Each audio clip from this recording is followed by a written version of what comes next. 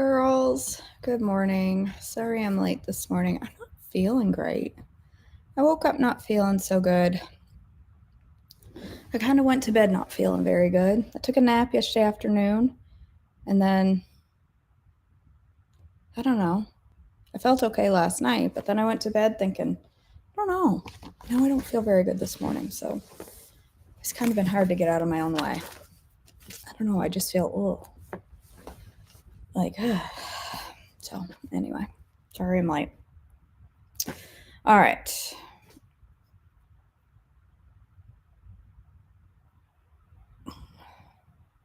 I gotta find my. All right, sorry. My head is not right this morning. All right, February 7th, the 10 Commandments, Exodus 21 through 21. Then God gave all the people these instructions. I am the Lord your God, who rescued you from the land of Egypt, the place of your slavery. You must not have any other God before me. You must not make yourself an idol of any kind or an image of anything in the heavens or on the earth or in the sea. You must not bow down to them or worship them, for I, the Lord your God, am a jealous God who will not tolerate your affection for any other gods. I lay the sins of the parents upon their children. The entire family is affected, even the children in the third and fourth generations of those who reject me. But I lavish unfailing love for 1,000 generations on those who love and obey my commands. You must not misuse the name of the Lord your God. The Lord will not let you go unpunished if you misuse his name. Remember to observe the Sabbath day, and keep it holy. You have 6 days each week for your ordinary work, but the seventh day is a Sabbath day of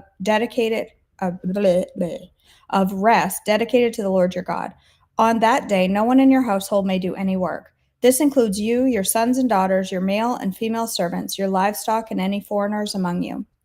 For in 6 days the Lord made the heavens, the earth, the sea, and everything in them. But on the seventh day he rested. That is why the Lord blessed the Sabbath day and set it apart as holy. Honor your father and mother. Then you will live a long, full life in the land the Lord your God is giving you. You must not murder. You must not commit adultery. You must not steal. You must not testify falsely against your neighbor. You must not covet your neighbor's house. You must not covet your neighbor's wife, male or female servant, ox or donkey, or anything else that belongs to your neighbor. When the people heard the thunder and the loud blast of the ram's horn, and when they saw the flashes of lightning and the smoke billowing from the mountain, they stood at a distance, trembling with fear. And they said to Moses, "You speak to us, and we will listen. But don't let God speak directly to us, or we will die." "Don't be afraid," Moses answered them, "for God has come this way to test you, and so that your fear of him will keep you from sinning." And the people stood in the distance. As the people stood in the distance, Moses approached the dark cloud where God was. Proper use of altars, Exodus 20:22 through 26. And the Lord said to Moses, "Say this to the people of Israel. You saw for yourselves that I spoke to you from heaven. Remember, you must not make any idols of silver or gold to rival me. Build for me an altar made of earth and offer your sacrifices to me, your burnt offerings and peace offerings, your sheep and goats and your cattle. Build my altar wherever I cause my name to be remembered, and I will come to you and bless you. If you use stones to build my altar, use only natural uncut stones. Do not shape stones with a tool, for that would make the altar unfit for holy use. And do not approach my altar by going up steps. If you do, someone might look up under your clothing and see your nakedness."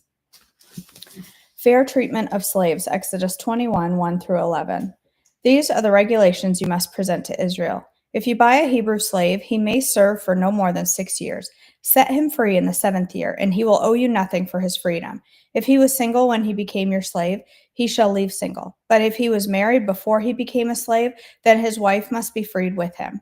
If a master gave him a wife while he was a slave, and they had sons or daughters, then only the man will be free in the 7th year, but his wife and children will still belong to the master.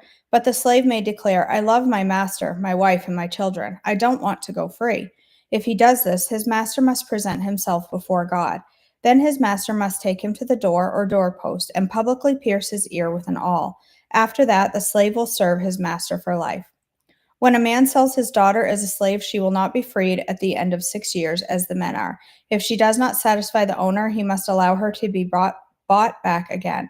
But he is not allowed to sell her to foreigners, since he is the one who broke the contract with her. But if the slave's owner arranges for her to marry his son, he may no longer treat her as a slave, but as a daughter.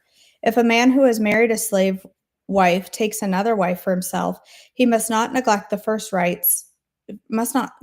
rights of the first wife to food, clothing, and sexual intimacy. If he fails in any of these three obligations, she may leave as a free woman without making any payment. Cases of personal injury, Exodus 21:12 through 36. Anyone who assaults and kills another person must be put to death. But if it was if it was simply an accident permitted by God, I will appoint a place of refuge where the slayer can run for safety. However, if someone deliberately kills another person, then the slayer must be dragged even from the altar and be put to death. Anyone who strikes father or mother must be put to death. Kidnappers must be put to death, whether they are caught in possession of their victims or have already sold themselves as slaves. Anyone who dishonors father or mother must be put to death. Now, suppose two men quarrel and one hits the other with a stone or a fist, and the injured person does not die but is confined to bed. If he is later able to walk outside again, even with a crutch, the assailant will not be punished and must compensate his victim for lost wages and provide for his full recovery. If a man beats his male or female slave with a club and the slave dies as a result, the owner must be punished. But if the slave recovers within a day or two, then the owner shall not be punished, since the slave is his property. Now, suppose two men are fighting, and in the process, they accidentally strike a pregnant woman, so she gives birth prematurely. If no further injury results, the man who struck the woman must pay the amount of compensation the woman's husband demands and judges approve. But if there is further injury, the punishment must match the injury. A life for a life, an eye for an eye, a tooth for a tooth, a hand for a hand, a foot for a foot, a burn for a burn, a wound for a wound, and a bruise for a bruise. If a man hits his male or female slave in the eye and the eye is blinded, he must let the slave go free to compensate for the eye. And if a man knocks out the tooth of his male or female slave, he must let the slave go free to compensate for the tooth. If any ox gores a man or woman to death, the ox must be stoned, and its flesh may not be eaten. In such a case, however, the owner will not be held liable. But suppose the ox had a reputation for goring, and the owner had been informed but failed to keep it under control. If the ox then kills someone, it must be stoned, and the owner must be put to death. However, the dead person's relatives may accept payment to compensate for the loss of life. The owner of the ox may redeem his life by paying whatever is demanded. The same regulation applies if the ox gores a boy or a girl. But if the ox gores a slave, either male or female, the animal's owner must pay the slave's owner 30 silver coins, and the ox must be stoned. Suppose someone digs or uncovers a pit and fails to cover it, and then an ox or a donkey falls into it. The owner of the pit must pay full compensation to the owner of the animal, but then he gets to keep the dead animal. If someone's ox injures a neighbor's ox and the injured ox dies, and the two owners must sell the live ox and divide the price equally between them, they must also divide the dead animal. But if the ox had a reputation for goring, yet its owner failed to keep it under control, he must pay full compensation, a live ox for a dead one, but he may keep the dead ox. Protection of property. Exodus 22:1 through 15. If someone steals an ox or a sheep and then kills or sells it, the thief must pay back 5 oxen for each ox stolen and 4 sheep for each sheep stolen.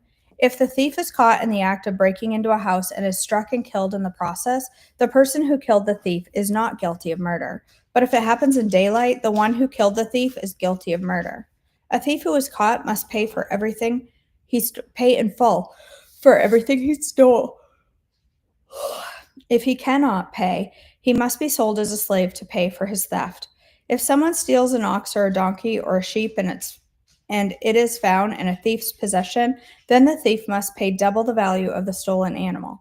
If an animal is grazing in a field or vineyard and the owner lets it stray into someone else's field to graze, then the animal's owner must pay compensation from the best of his own grain or grapes. If you are burning thorn bushes and the fire gets out of control and spreads into another person's field, destroying the sheaves or the uncut grain or the whole crop, the one who started the fire must pay for the lost crop. Suppose someone leaves money or goods with a neighbor for safekeeping, and they are stolen from the neighbor's house. If the thief is caught, the compensation is double the value of what was stolen. But if the thief is not caught, the neighbor must appear before God, who will determine if he stole the property. Suppose there is a dispute between two people who both claim to own a particular ox, donkey, sheep, article of clothing, or any lost property. Both parties must come before God, and the person who God declares guilty must pay double compensation to the other. Now, suppose someone leaves a donkey, ox, sheep, or any other animal with a neighbor for safekeeping, but it dies, or it is injured, or is taken away, and no one sees what happened. The neighbor must then take an oath in the presence of the Lord. If the Lord confirms that the neighbor did not steal the property, the owner must accept the verdict, and no payment will be required. But if the animal was indeed stolen, the guilty person must pay compensation to the owner. If it was torn to pieces by a wild animal, the remains of the carcass must be shown as evidence, and no compensation will be required. If someone borrows an animal from a neighbor and it is injured or dies when the owner is absent, the person who borrowed it must pay full compensation. But if the owner was present, no compensation is required, and no compensation is required if the animal was rented, for the loss is covered by the rental fee. Okay. I think I'm going to skip our devotional book today. I'm just like, I don't know. I feel like I have the energy to read. I don't know. I don't feel like, I don't know. I just feel like no energy, and I just don't feel great. I don't know. So I don't think I'm going to bother cooking live this morning. I'm going to have nested quinoa, which is just the nest with quinoa on top and berries. Basic breakfast this morning. So it's all pretty much made. I'm just going to throw it together. And then I might go take a nap. I feel like I need a nap. I don't know. I just don't feel good. We'll see. All right, my friends. Thanks for joining me this morning. I love you guys. Thanks for being here. Sorry I can't cook. I'll try to be back for cooking tomorrow if I'm feeling better. Love you guys. Have a great day. Oh, I forgot to pray. Glad I caught that. God, our Father, we thank you for this day. Thank you for our time together. Even on mornings when they don't go well, things don't go as planned, or we don't feel well, you still meet us here, and I thank you for that. God, I pray for each woman here. I know there's probably many concerns on many hearts, and I just lift them up to you today for your grace and for your provision. God, I pray for your healing for whatever I have, and just help me to fight off whatever I'm feeling and get the rest I need so that I can be feeling better. God, I just thank you again for this opportunity to come together, and for each woman here and each of their lives, and how they bless each other by being here, and how they bless me so much. In your precious name, amen. Okay, there. Almost missed praying. All right, guys. I love you so much. I'll see you back tomorrow.